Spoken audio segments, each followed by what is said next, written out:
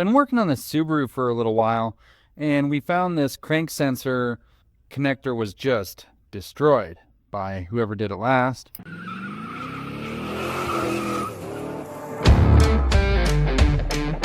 We wonder if that might be part of the issue of why we're not getting a crank signal.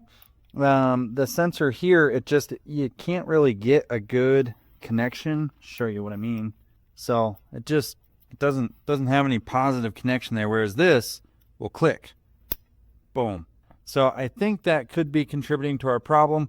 Now, rewiring these is a pretty straightforward process, but you can also sometimes just repin them by taking these pins out if you've got a little tiny tool.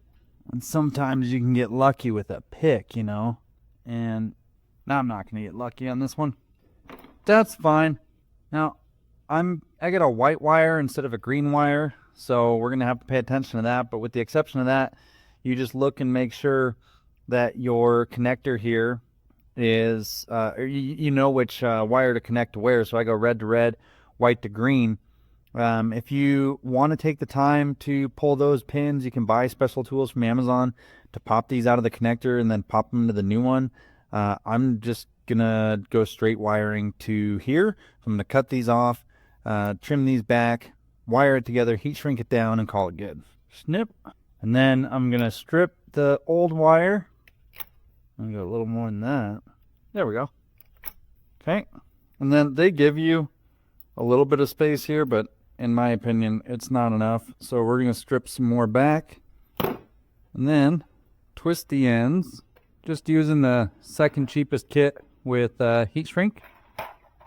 Push the ends on this side. Okay. And then I'm going to double this over so it's a little thicker.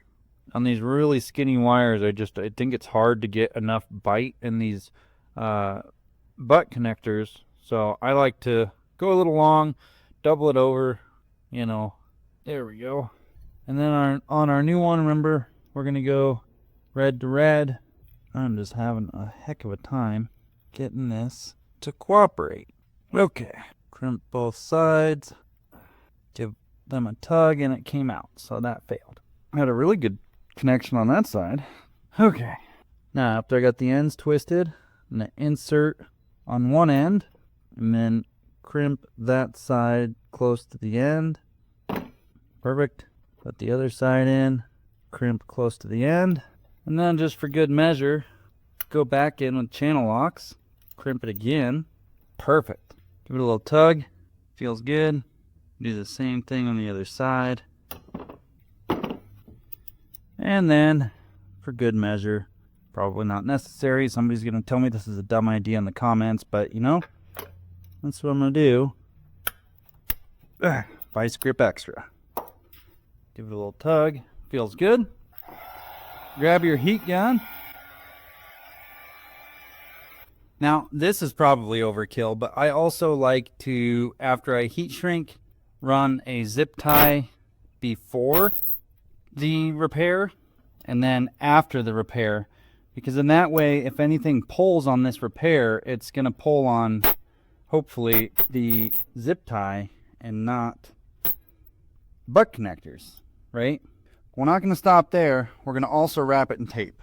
I got this special wire loom tape. Repaired.